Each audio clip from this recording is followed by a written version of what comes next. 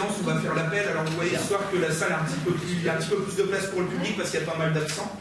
La grille est passée par là, on voit 2-3 personnes. Donc voilà, bon, on va procéder à l'appel. Alors Monsieur Griner, présent. Monsieur Namor Bruno, absent, excusé. La grille donne pouvoir à Madame Denis. Madame Denis Jessica. Monsieur Donné Jean-Pierre. Présent. Mademoiselle Gilles Gwendoline. Présent. Monsieur Diagnostic Damien, absent, excusé, aussi raison de santé, donne pouvoir à Madame Camille Coquelet. Camille Coquelet. Présent. Monsieur Silvestri Francesco. Présent. Madame Loire Marie-Isabelle. Présent. Monsieur Petch Jean-Pierre. Présent. Monsieur Dramé Michel. Présent. Madame Ansar Lisiane. Présent. Madame Champion Nicole. Présent. Monsieur Lecoq Jean. Présent. Madame Corinne Cachmarek. Présent. Monsieur Patrice Larsin. Présent. Madame Lornier Christine, absente, excusée aussi, raison de santé, donne pouvoir à Monsieur Griner. Madame Deleuve Christelle. Présent. Monsieur Ducrot Régis. Présent. Madame Cluse Alexandre. Présent. Madame Legrand Delphine, absente, excusée, donne pouvoir à Madame Ansart. Monsieur Descandidjé, absent, excusé, donne pouvoir à Monsieur Ducrot. Madame Mazier. Mademoiselle Dubocage, absente, excusée, donne pouvoir à Marie-Isabelle Loire. Monsieur Marc Place, absent, excusé, donne pouvoir à Madame Fernande Guisnon. Madame Fernande Guisnon. Présent. Monsieur Gaël Joël. Présent. Monsieur Patrick Colevati. Présent. Madame Dubois-Jacqueline, absent. Ok. Le quorum étant atteint, nous pouvons commencer notre conseil municipal. Ne vous sauvez surtout pas à la fin, puisque vous avez vu, il y a 2 procès-verbaux de conseils municipaux. Celui du 22 mai, du 26 juin, on rattrape un petit peu le retard. Pour le prochain, même chose. On rattrapera, on fera on entérinera, si vous voulez bien, celui de août et celui-ci, je pense, courant décembre. Donc il y a des PV à signer à la fin, donc ne vous sauvez pas. Je vous fais rattraper soit par Catherine Renaud, soit par Karine Boaziz. Alors, allons-y. Le point numéro 1, il s'agit de l'approbation des procès-verbaux des conseils municipaux du 22 mai et du 26 juin. Oui, une question. Allez-y. On va tester. C'est bon. Il s'est pas allumé, il faut appuyer. Oh, ça commence bien. Donc voilà. C'est pas comment ceci qui s'allume. Parlez un petit peu. 1, 2. Est-ce qu'on entend Power ici, non? Bah, si l'écran est allumé, c'est que c'est Ouais, bon. c'est allumé. Donc appuyez sur un off. Des fois, c'est la petite lumière ou bien qui. Il suffit d'appuyer dessus puis parler, voir si ça va. Non, la pile. Non, tout est chargé, tout est bon. Il y en a un où la lumière, ça doit être celui-là. Bah, peut-être que c'est Francesco, bien. Regarde Francesco, c'est bon. T'es pas malade? C'est pour ça que je suis là, les gens sortent. Ça va? Normalement, le mien est coupé. Alors, normalement, ça doit s'allumer. Ça commence vraiment bien. C'est Made in China? Bah, je comprends pas qu'il s'allume pas. Ah, là ça fonctionne, c'est bien. Ah, il y en a qui s'allument. Ah, ça y est. Ça y est. Voilà. On va pas chercher, c'est bon. Alors, une observation sur le procès verbal du 22 mai. D'accord. Un questionnement surtout. Donc, à juste titre, vous précisez que M. Place, Mme Guisban, M. Caillé et Colevaki ont quitté définitivement la salle de réunion. Et à partir de la page 9, vous précisez dans les votes, le conseil municipal après discussion et échange d'observation à l'unanimité. Est-ce que c'est le bon terme? Est-ce que ça ne serait pas mieux, comme vous aviez mis auparavant, en précisant 24 voix pour, dont 5 représentants à l'époque, et une abstention, pour l'exemple que je prends.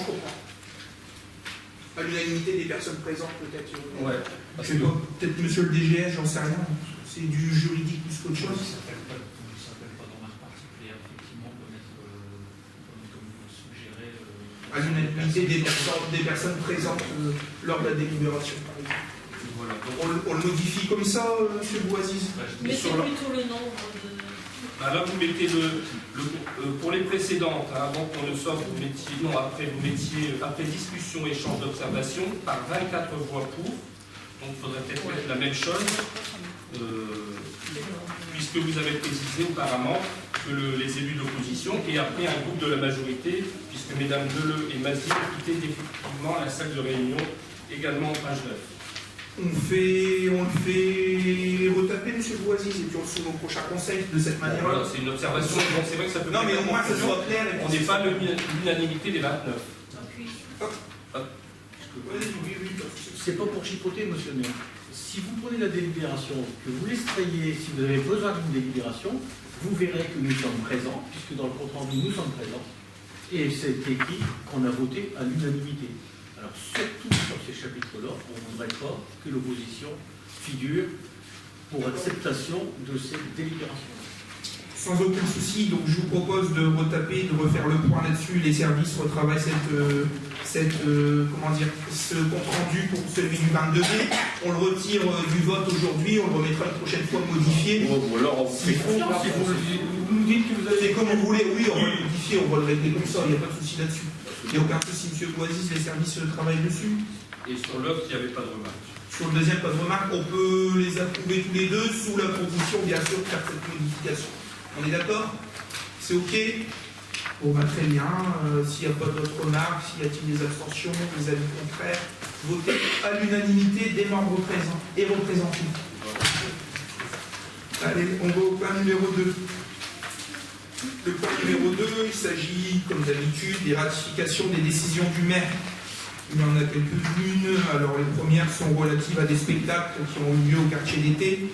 Le premier, c'est avec l'association Picaresque pour une représentation de 2 spectacles de marionnettes lors des quartiers d'été 2015. Donc, l'association Picaresque qui est domiciliée à Amiens, 35 rue Patable, représentée par Madame Jeannette Buisine, sa présidente. Donc, il y a eu 2 représentations. Il y a un total de 1680 € TTC qui se découpe en 1550 € de prestations et 130 € de déplacement. Pas de remarque particulière. Le deuxième, c'est la même chose, c'est un contrat de cession de droit d'exploitation d'un spectacle La Famille Baltringue en chanson, toujours pour les quartiers d'été, avec le collectif des Baltringues, domicilié à Ferblanterie, 16 rue Abdelard, à Lille, et représenté par Hélène Arnold, présidente. Donc pour une représentation du spectacle La Famille Baltringue en chanson, le 26 juillet au Parc Colonel, à coût de 2677 € TTC. Pas de remarque particulière. Le point suivant, il s'agit d'une convention avec la ville de Denain pour la participation des enfants de l'accueil collectif de mineurs de Thièvre-Rochin en juillet à l'opération Denain-Plage. Donc c'est une convention qui est passée avec la ville de Denain, représentée par Madame Alice Dufaux-Tonini, députée maire, pour permettre la participation des enfants de l'ACM de Thièvre-Rochin aux activités de juillet, participer aux activités organisées dans le cadre de l'événement Denain-Plage le mercredi 29 juillet, 9h30 à 12h, au parc Émile Zola. Le montant du tarif est de 2,50 € par enfant, soit 95 € pour un effectif de 38 enfants. Pas de remarque particulière. Le point suivant, c'est une convention avec la Société des éditeurs et auteurs de musique pour la chorale de l'école de musique de Thièvre-Rochin et Mélomania, dans le but d'obtenir des autorisations de reproduction par reprographie pour la musique imprimée, partition de musique, méthode instrumentale, paroles de chansons, pour la chorale Mélomania. Donc le montant de ce contrat correspond à la tranche 2, soit 347 € TTC. Pour le fonctionnement de l'école de musique. S'il n'y a pas de remarque particulière, je passe au point suivant. Il s'agit de la même chose, donc toujours une convention avec la Société des éditeurs et auteurs de musique. Cette fois-ci, c'est pour les besoins de l'école de musique, pour le même objet que la chorale, donc pour des rétrographies de musique imprimée, des partitions de compagnie. Et là, il s'agit d'un contrat qui correspond à la tranche 1, soit 453,20 € hors taxe pour 110 élèves. Voilà. Remarque particulière. Le point suivant, il s'agit d'un contrat de maintenance informatique des équipements et ordinateurs de la ville. Un contrat de maintenance a été souscrit avec la société Euroinfo, domiciliée boulevard Watteau à Valenciennes, représentée par M. Laurent Joseph, directeur, pour assurer l'entretien, le dépannage et le maintien en bon état de fonctionnement des matériels informatiques de la ville. Contrat de maintenance conclu pour une durée de 36 mois à compter de la date de signature du contrat. Le montant mensuel de la prestation est de 498 € hors taxe et comprend le tarif de déplacement. Oui. Oui, alors simplement une question, je voulais savoir s'il y avait une mise en concurrence. Voilà. Bon, même si on est en deçà des seuils de marché public, puisque depuis le début juillet, pour les marchés publics, on est passé à 24 999 hors taxe. Mais là, on est sur du service. Je voulais savoir que même si on n'est pas assujetti au marché, mais est-ce qu'il y a eu une mise en concurrence? Parce qu'on trouvait que ça paraissait quand même assez cher quand même, sur l'année. Alors, je vais répondre dessus. Oui, il y a eu une mise en concurrence. Alors, de quelle manière ça s'est passé?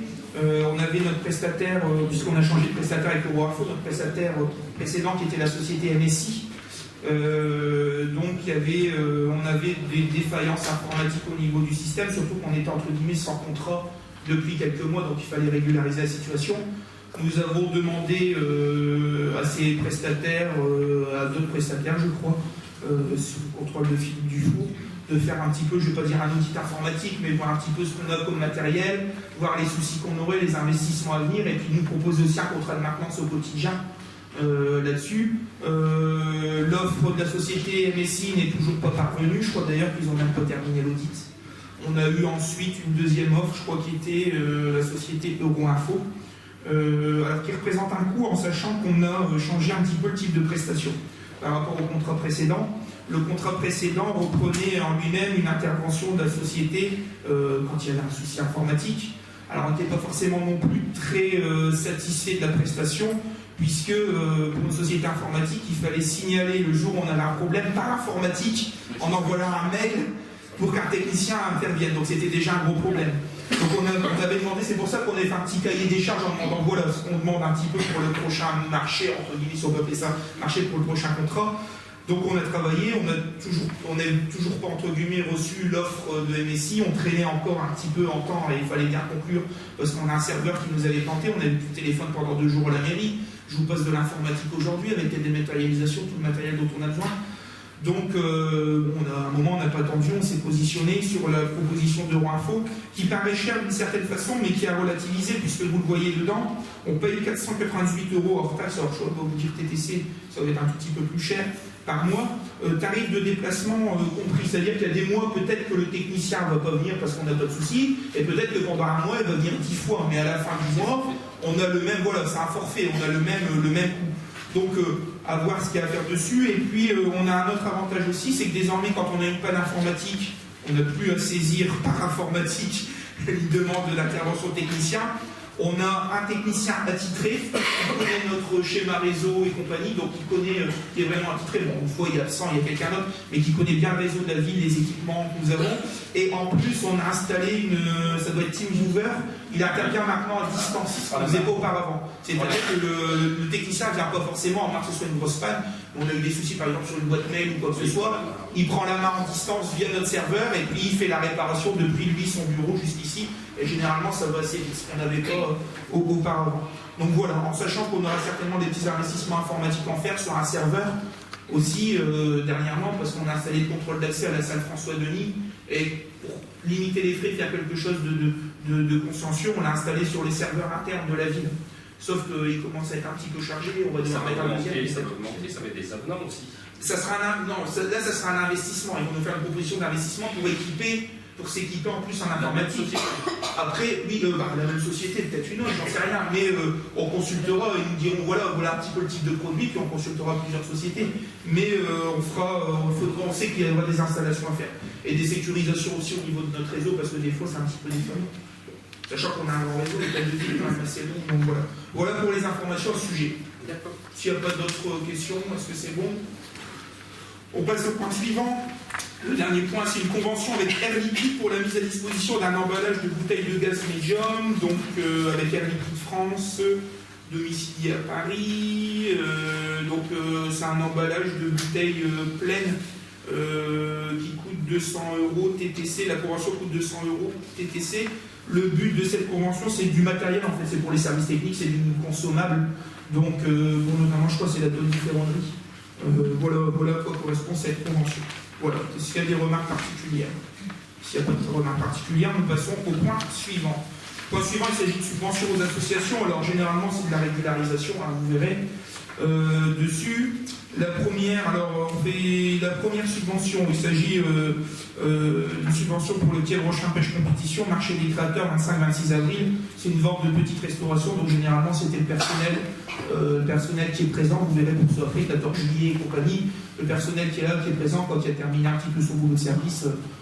La mairie, entre guillemets, offre un coca ou des fois c'est une petite restauration, un sandwich ou quelque chose. Donc là, Thièvre Rochin Pêche Compétition, 35,50 €.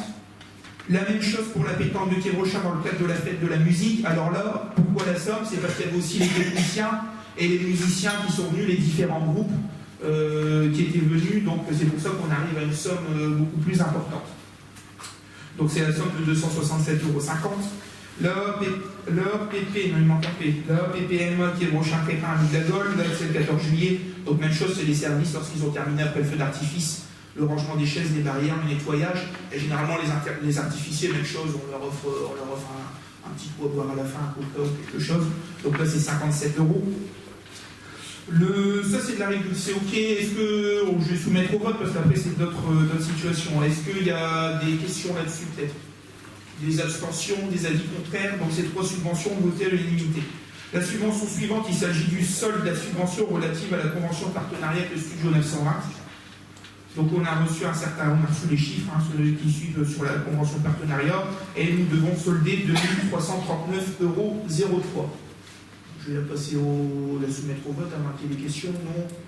Donc y a-t-il des avis contraires, des abstentions, voter à l'unanimité, je vous remercie.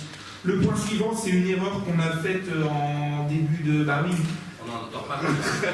C'est une erreur qu'on a faite. Les subventions associatives sont toujours soumises à des barèmes, sauf que pour le tournoi annuel du QTC, il y avait toujours une participation à hauteur de 1 000 €, entre guillemets, hors barème pour ce tournoi. Et dans le versement, dans les subventions, quand on a fait la liste des subventions, on ne l'a pas versé.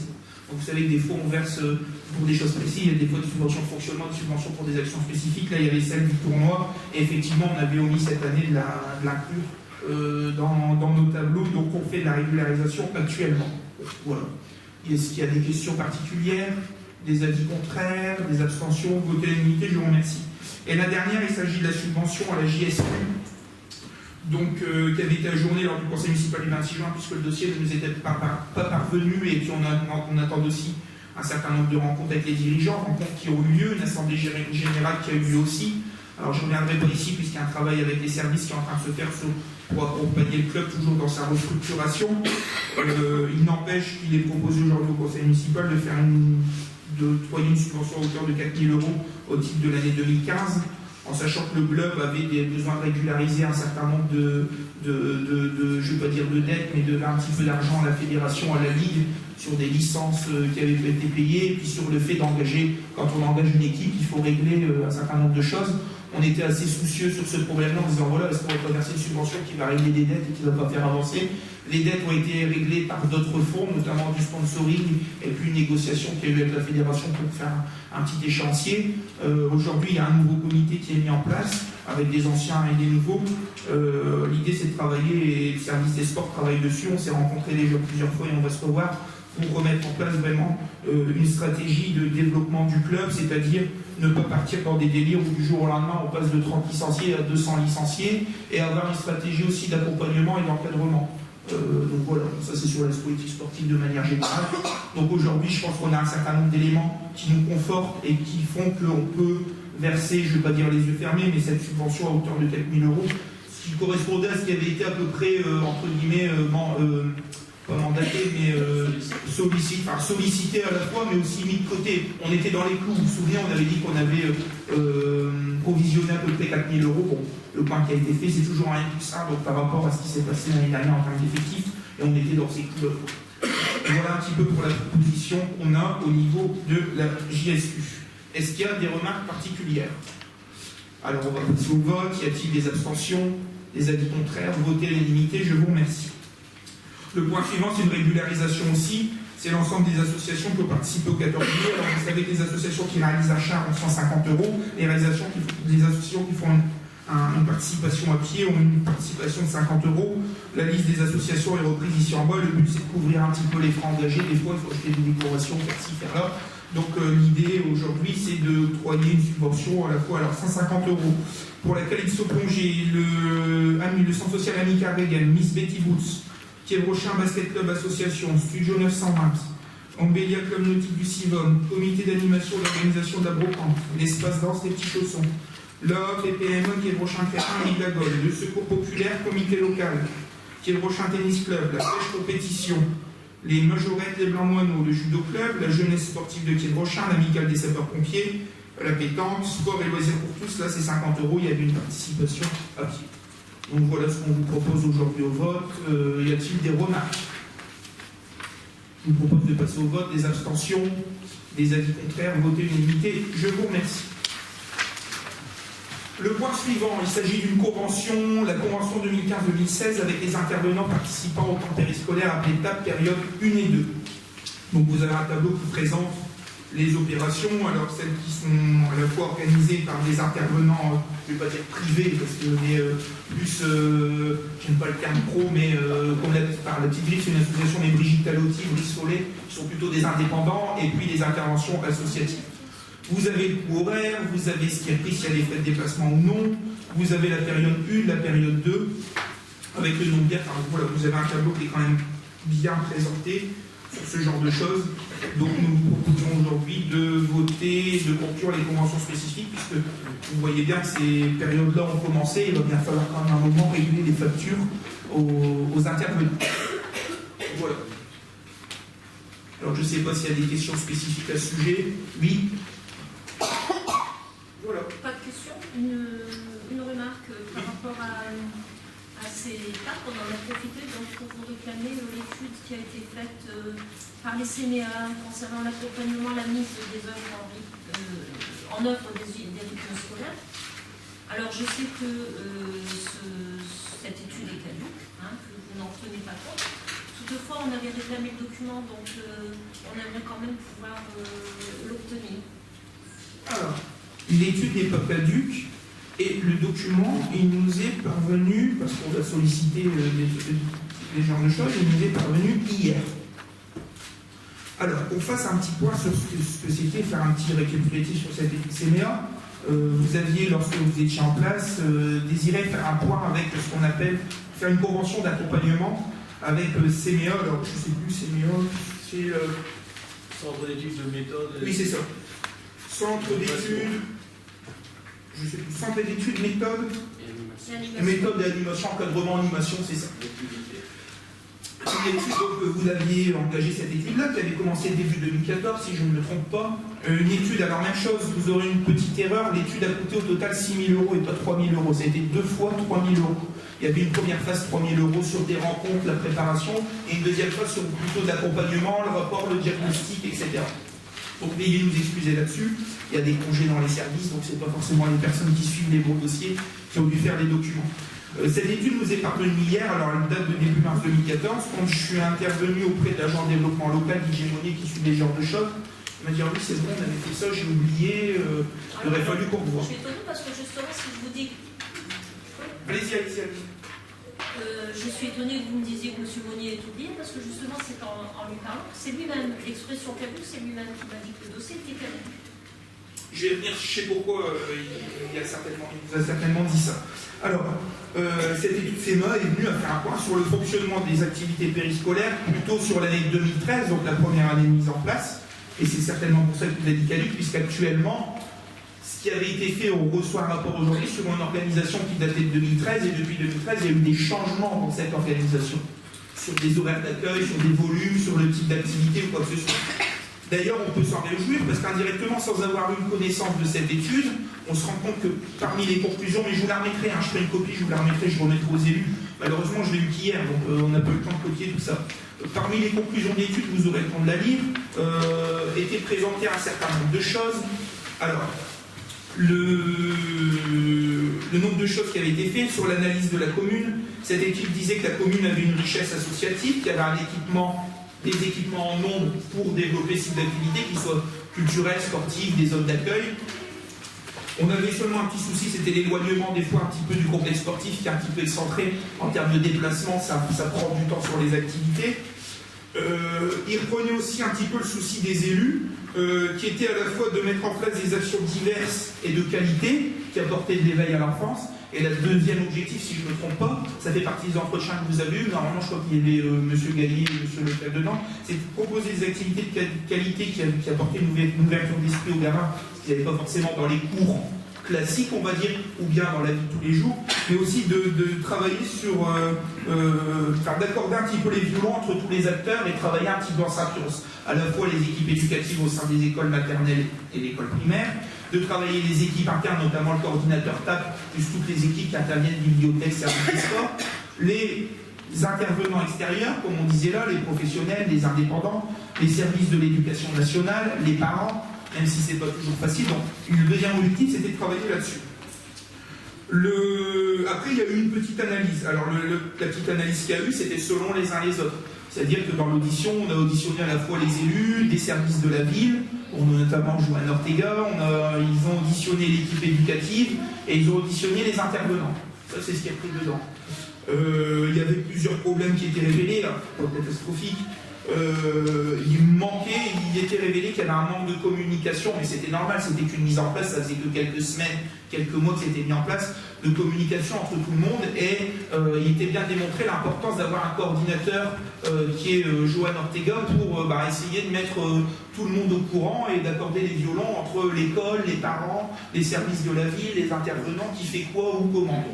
Ça, c'était une des choses à faire. Et puis, la deuxième chose qui était soulevée, c'était le manque de communication, qui revient toujours à la même chose, et de relations entre à la fois l'école, les intervenants, les services de la vie. Aujourd'hui, ça, c'est ce qui était sorti à l'époque. Maintenant, il y a 2 ans, je vais me permettre 1 an et demi, même une année scolaire complète, plus quelques mois d'année scolaire qui sont passés par là. Cette étude-là, elle soulignait aussi un certain nombre de choses.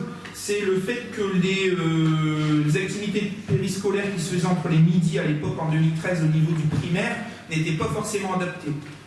En termes d'accueil, le midi, il fallait mieux le faire l'après-midi, et eux, ils proposaient même, vous verrez la conclusion, de faire une après-midi de 3 heures. Donc voilà. Donc sans avoir cette étude, nous avions déjà travaillé à la rentrée 2014, où effectivement, nous avions travaillé avec les parents, les équipes éducatives et les services, pour déjà remettre en place des accueils. Alors la maternelle, ça n'a pas forcément beaucoup bougé, on est toujours dans le même type et il n'y avait pas de souci majeur. La seule chose qui a été retravaillée, c'est au niveau de la primaire pour faire des accueils l'après-midi, qui étaient sous une forme l'année dernière, qui sont encore sous une autre forme cette année, puisque la première année, le premier objectif l'année dernière, c'était de les mettre l'après-midi, 2 demi-journées, donc 2 fois 1h30. Alors c'est meilleur, on nous disait qu'il fallait me faire 1 fois 3 heures, on a fait 2 fois 1h30. Et la deuxième étape cette année, c'était d'accorder des horaires normaux, parce que c'était une complication. Un jour, c'était 15h15, le lendemain, c'était 45, c'était des horaires à 11h50 ou 11h55. Enfin, c'était une catastrophe en termes d'organisation.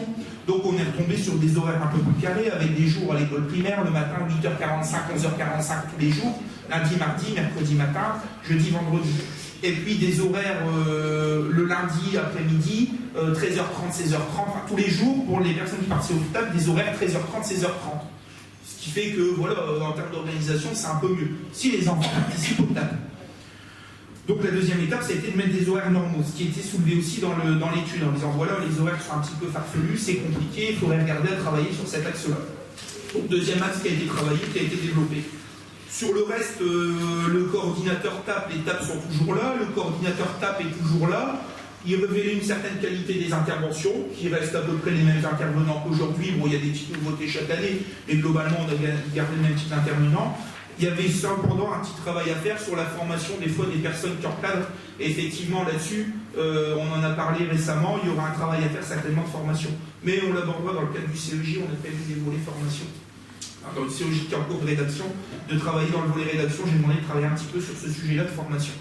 Donc voilà pour cette étude, je vous la transmettrai s'il faut début de semaine prochaine, elle est arrivée hier. Donc bon, elle fait une vingtaine de pages, hein, c'est pas énorme. Donc voilà un petit peu pour cette étude. Rien d'extraordinaire, elle date de 2014. Malheureusement, moi aussi, si j'avais eu connaissance que cette étude, malheureusement, dans le folie de l'arrivée et de l'installation, on est passé à travers. Et effectivement, c'est vrai que j'aurais aimé, c'était une bonne base de travail pour travailler. C'est un audit, hein, globalement, pour travailler, pour reposer dessus. Bon, vous nous avez fait découvrir ça maintenant par le nouveau direct en demandant le document.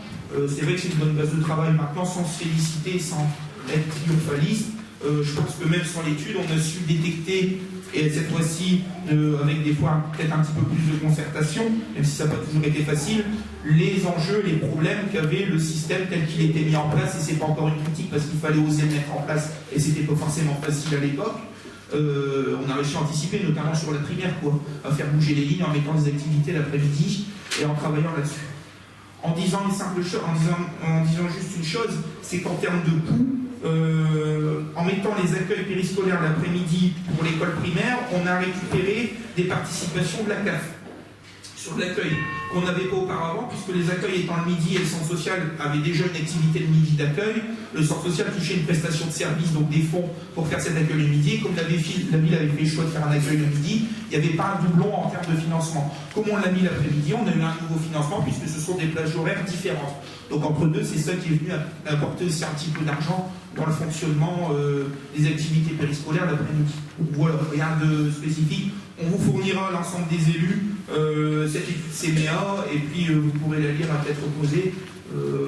Voilà un peu pour l'information. Désolé, ça arrivait vraiment hier, on l'a eu hier après-midi, je l'ai noté, on l'a reçu là.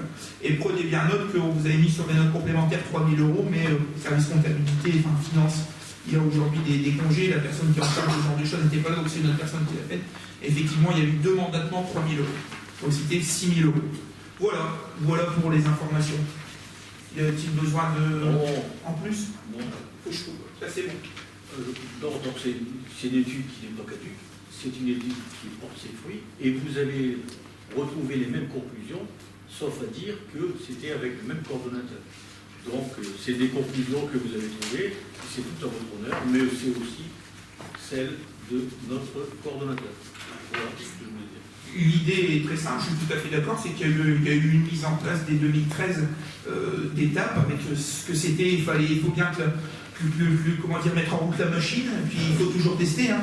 On le disait la dernière fois avec la période de loisirs de juillet, la première année, on a peut-être eu des erreurs, des petits soucis, mais il faut savoir avancer et sortir grandi. À partir de là-dessus, on a travaillé sans connaître l'étude. Finalement, si on l'avait eu, ça veut dire qu'indirectement, on a su répondre à un certain nombre de problèmes aussi, à ajuster les petits soucis. Je ne dis pas qu'on a tout ajusté, on parlait tout à l'heure du volet formation qui était souligné. Il y a toujours un travail à faire en termes de formation. Je voudrais simplement rappeler une chose, c'est qu'à l'heure actuelle, où on parle de baisse de dotation, de baisse de moyens, etc., même si cela est à voir avec beaucoup de relativité sur la commune de Pied-Brochin, je veux dire juste une chose, c'est que faites le tour des communes. On est quand même une commune aujourd'hui qui, dans des contextes des fois budgétaires très compliqués, maintient un service, j'appelle ça un service public, mais en même temps un service pour les jeunes, un service gratuit. Alors dans beaucoup de communes c'est payant, et un service qui est maintenu aussi. Beaucoup de communes sont d'une année à l'autre ont fermé ce service, ou beaucoup de communes le maintiennent, mais avec une participation des parents. La volonté était de continuer à avoir beaucoup d'enfants qui participent à ce genre d'activité. Il y en a toujours, un tout petit peu moins que l'année dernière, mais on est toujours à des taux assez intéressants, et on est toujours face à un service gratuit. Donc c'est aussi un effort de travailler sur ce genre de choses. C'est un axe politique, on aurait pu dire non, on ne fait plus ça, et l'argent qu'on mettait là-dedans, on le met ailleurs. Mais voilà, en espérant toujours, là-dessus c'est un petit message que je lance, qu'on aura toujours une participation. Alors il y avait un fonds d'amorçage qui, je pense, a tendance à devenir plutôt structurel que conjoncturel, puisque ça devait être les 2-3 premières années. Bon, cette année a été renouvelée apparemment. J'ai regardé un petit peu la LOF 2016, il devrait continuer à être amorcé. Donc en espérant obtenir toujours des fonds et des participations des services de l'État et autres services, CAF et compagnie, pour ce type d'activité qui viennent abonder quand même en termes de crédit ce genre d'initiative. Voilà. Oui. Hop, c'est bon, vous allumez. C'est bon. D'accord. Ben moi, je vais profiter de l'occasion qui m'est donnée pour... je crois qu'il faudrait peut-être valoriser un peu le travail des équipes, le travail des partenaires qui sont au service des enfants. Et je pense que, vous avez dit, qu'il y a eu des réajustements de comportement, de travail, qui se sont faits naturellement. Et ça, c'est, je pense, lié au fait que depuis 1994, tous ces acteurs travaillent ensemble au service des enfants. Ça fait des années qu'ils travaillent en partenariat. Je crois qu'ils ont appris justement à travailler et que il faut le souligner ici. Et il y a un bon travail qui se fait au niveau de l'équipe éducative. Je vais le signaler. Merci pour cette information. Voilà, s'il n'y a plus d'intervention, questions à ce sujet, une dernière. Juste une dernière.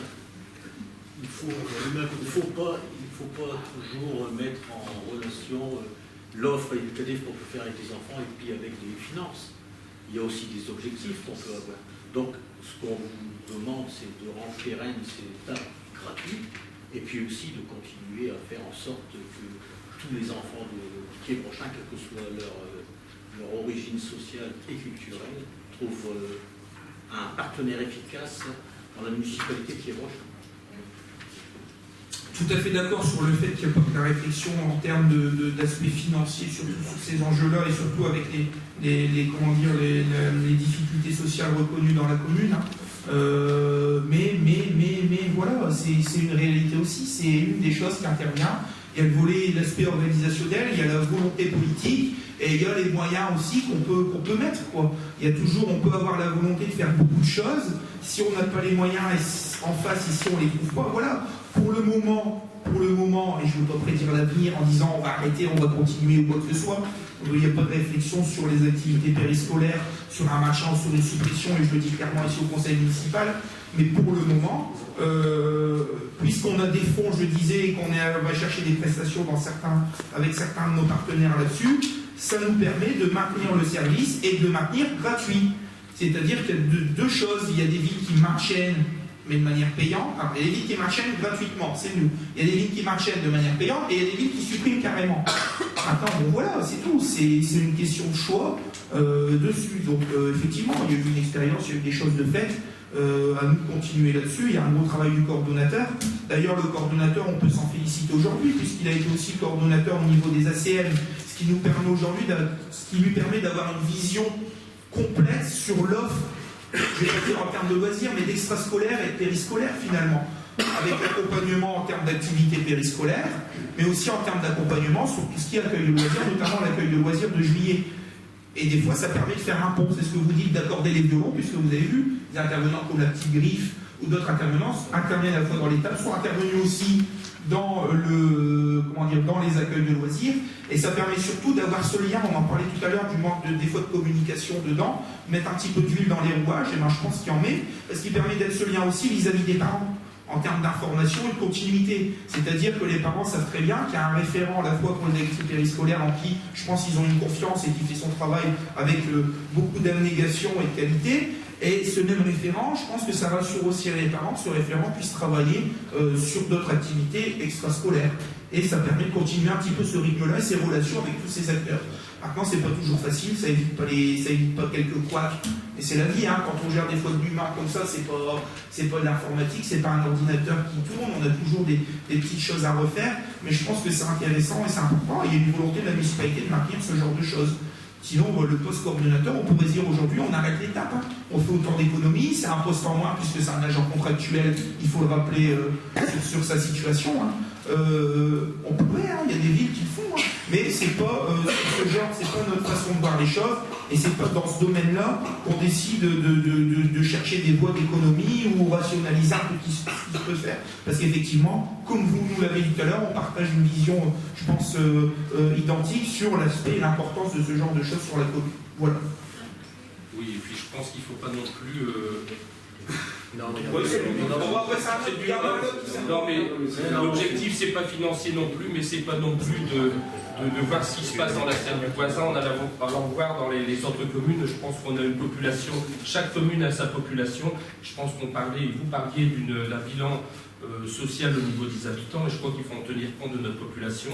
C'est une population qui, par le passé, a connu beaucoup de difficultés et qui se relève malgré tout grâce à ces actions, et je pense que c'est important qu'on puisse les pérenniser et qu'on puisse les évaluer aussi, mais je pense que c'est important sur ces aspects-là, c'est de regarder sous l'aspect Piévrochin, un train Piévrochin, pas aller voir dans la scène du voisin en faisant un fait comme ça, où je pense que c'est important. Non, mais c'est pas ce que je dis, mais voilà, je crois que c'est important, on est sur de l'humain, et je pense que c'est important de l'étudier ainsi. Oui, très bien, sauf que je vous rappelle que jeudi, vous êtes tous et tous cordialement invités à la réunion publique sur l'audit financier, et qu'effectivement, il y aura un certain nombre de points soulevés, et qui font que, voilà, effectivement, il y a une population qui a une détresse, il y a une détresse sociale sur la commune, une population dont il faut s'occuper, mais il y a aussi, et je le dis clairement, et j'en parlerai jeudi, c'est pas le point aujourd'hui, mais autant l'aborder rapidement, il y a une détresse, je ne vais pas dire financière, mais au niveau de la commune. En face de ce qu'on met en place, il y a les moyens qu'on veut allouer des fois, mais il y a surtout les moyens qu'on peut allouer. Donc voilà, le but c'est de travailler comment on développe ce genre de choses entre l'équilibre, à la fois l'éveil et le plus qu'on apporte en termes humainement, mais aussi quels moyens financiers, quels moyens techniques, quels moyens logistiques ce genre de choses sollicite. Donc voilà, maintenant, c'est pas là-dessus qu'on va travailler, mais en sachant qu'en face, vous le verrez jeudi soir, il y a des questions, il y aura des choix stratégiques et des stratégies à mettre en place, pas dans les années qui arrivent, dans les mois qui arrivent. Dans les mois qui arrivent. Et ce sera des choses où on se posera des questions. C'est clair, enfin bon, je ne vais pas anticiper la réunion de jeudi, mais voilà. S'il n'y a plus de remarques, on va passer au vote. Alors passons au vote. Y a-t-il sur ce sujet des abstentions? Des avis contraires? Votez à l'unanimité, je vous remercie.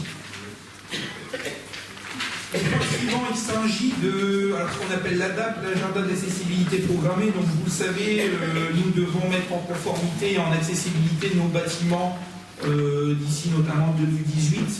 Quand on dit accessible, c'est aux personnes qui ont un handicap, alors mobilité réduite ou que ce soit d'autres handicaps.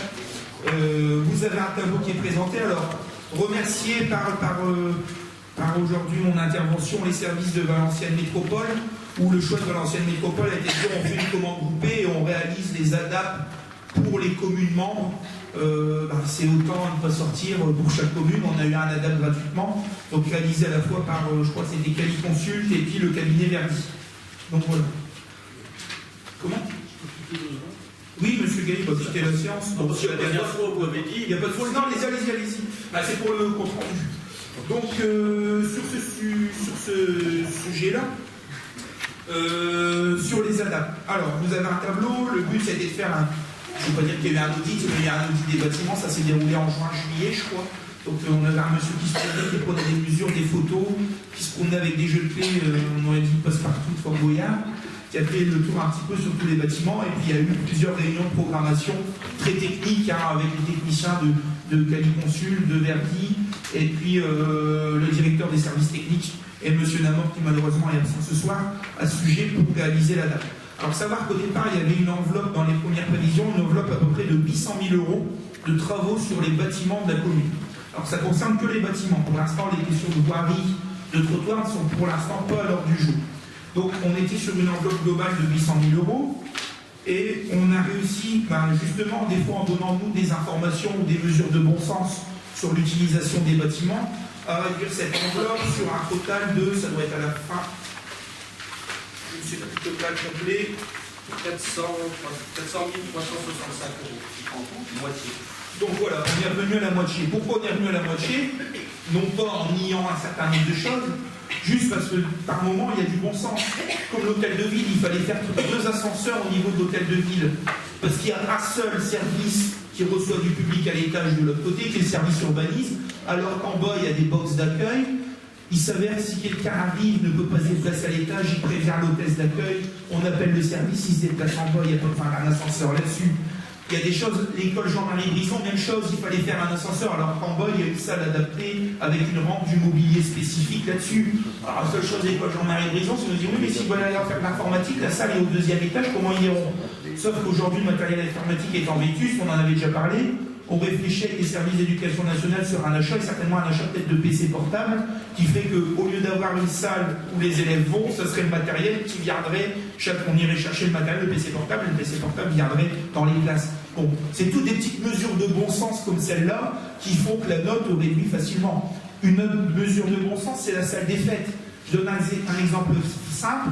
Il y avait l'achat prévu d'une plateforme à hauteur de 40 000 €, ça coûtait, une plateforme élévatrice pour qu'une personne en fauteuil roulant puisse accéder à la scène. Enfin, moi, je me suis demandé à un moment combien de fois, j'ai rien, je pense que je suis pour l'accessibilité et tout ça, mais combien de fois cette plateforme, au vu de l'investissement, va-t-elle être utilisée pour accéder sur la scène? Et puis les coûts, il y a le coût d'investissement, puis le coût du fonctionnement, parce que tous les ans, il faut faire passer des cabinets Veritas, parce que ce sont des organes de levage, il faut l'entretenir, il faut s'il faut la faire avancer, c'est une folie.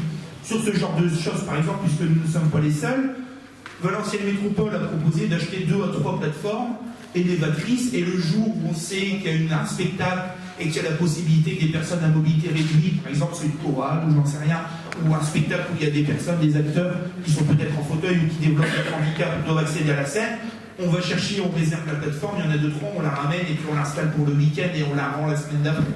Enfin, c'est des petites mesures comme celle-là qui font qu'on est revenu à des grilles tarifaires, on va dire, un peu plus carrées.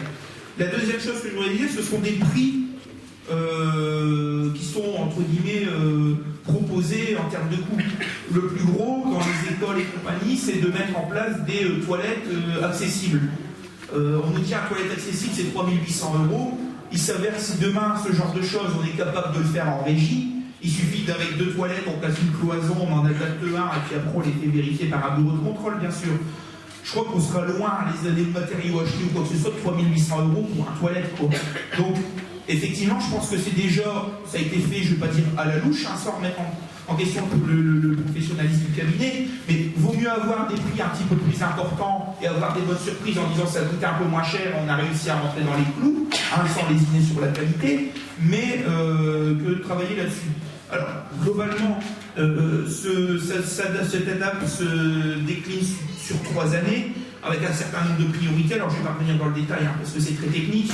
Donc, il y aura un certain nombre de bâtiments qui subiront des travaux. Je rappelle que c'est obligatoire, c'est pas, on est contrôlé, on est obligé de le faire.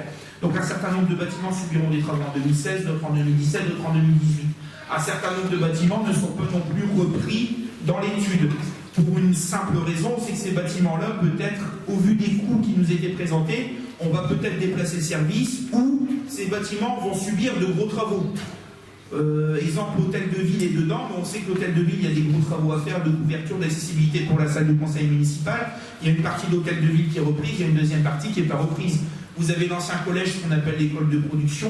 Je ne suis pas sûr que ce soit repris dedans parce qu'effectivement, l'année prochaine, on entame des gros travaux dessus et il n'y a pas besoin de faire un adapt dès qu'il y a de gros travaux. Donc voilà. Pour le reste, il n'y a pas de questions particulières, je pense. Donc voilà un petit peu ce qui est présenté. Bon, c'est très technique. Au niveau du calendrier, on a un calendrier en 2016 où il y aura 61 700 € de travaux prévus en 2016 pour l'accessibilité. Il y aura 178 260 € en 2017 et 160 405 en 2018. Voilà.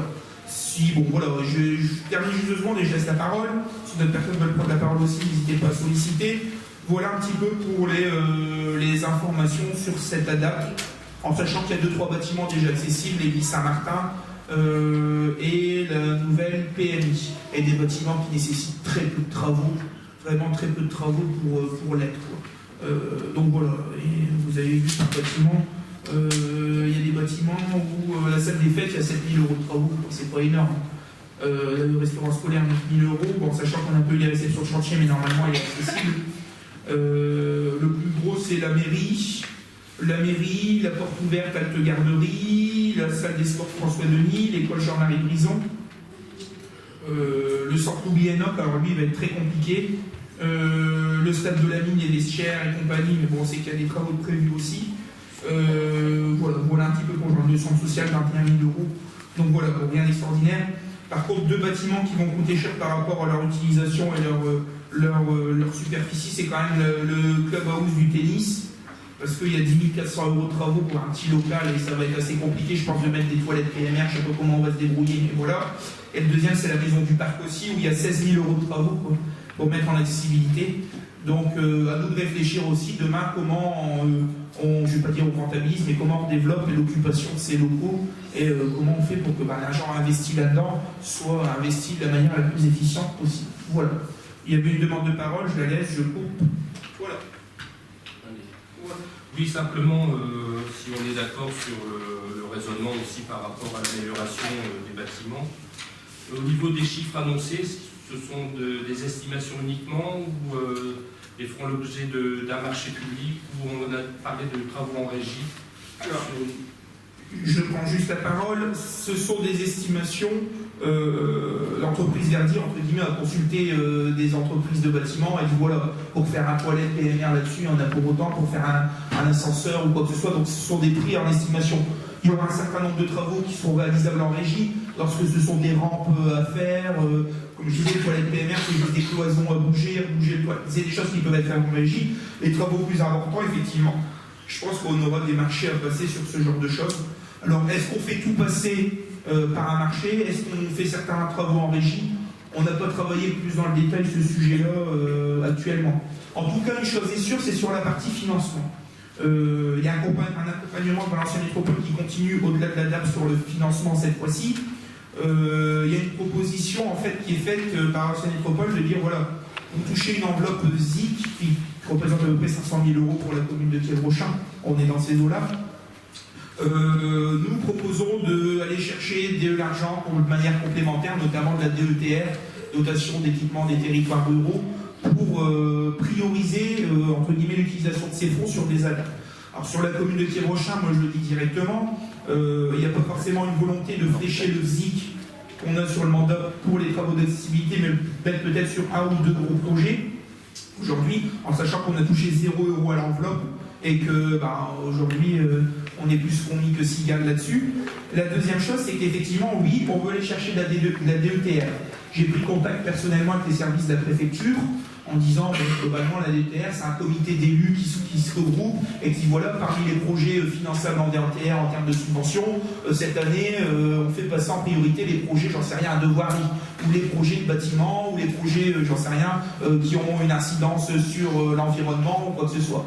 J'ai demandé un petit peu les orientations qui devront nous être parvenues courant février 2016 sur le fléchage DETR qu'il pourrait y avoir. Et effectivement, l'idée, ça c'est de flécher les DETR sur des financements et des participations au niveau des ADAP. Donc effectivement, la commune de Kiel-Rochin, soit en cavalier seul, ou soit via une DETR groupée avec Valenciennes Métropole et toutes les communes qui souhaitent y adhérer, montera un dossier pour aller chercher ces financements-là et puis obtenir un maximum de financement pour réaliser, pour que ça coûte le moins cher possible sur les fonds propres de la ville. En sachant une dernière chose aussi, que nous avons été, encore une fois, plus fourmis que Sigal, puisque, rappelez-vous, dans le budget primitif voté cette année, 150 000 € en investissement avaient déjà été affectés à ce qu'on appelait mise en accessibilité. Donc ça veut dire que ces 150 000 €, nous n'avons pas touché 1 € à cet argent, et qu'en fin d'année, n'ayant pas touché à ce genre de choses, l'année prochaine, pour trouver les 61 000 €, je ne vais pas dire que c'est les doigts dans le nez, mais on aura les doigts dans le nez. Ça ne veut pas dire qu'on ne doit pas continuer à être, comme vous aimez m'entendre dire ça, chasseur de subventions. Donc voilà, le maximum d'argent qu'on peut aller chercher ailleurs, on l'aura. En sachant qu'on a déjà anticipé dès 2015, et c'était pas obligatoire, on aurait pu mettre 150 000 € sur autre chose, mais au moins on n'a pas de mauvaise surprise, on s'est fait déjà, entre guillemets, une petite tirelire pour notre accessibilité, et on a déjà 150 000 € qui seront renouvelés en termes de reste à réaliser, et les 61 000 € seront facilement financés, en plus d'argent qu'on ira chercher en plus. Donc voilà un petit peu pour les informations au sujet. Alors, 3 petites précisions. Vous parlez de travaux en mairie en 2018. Donc, la mairie va être réhabilitée dans sa globalité, c'est-à-dire dans sa globalité, au niveau du rez-de-chaussée, pas de souci particulier. Les travaux d'accessibilité qui sont repris là, il y a quand même une somme qui est présentée. C'est surtout pour l'accessibilité du rez-de-chaussée, puisque le rez-de-chaussée est globalement correct. Il y a toujours l'étage des services. Alors là, c'est hors ADAP, quand on parle d'habitation mairie. Il s'agira de travailler sur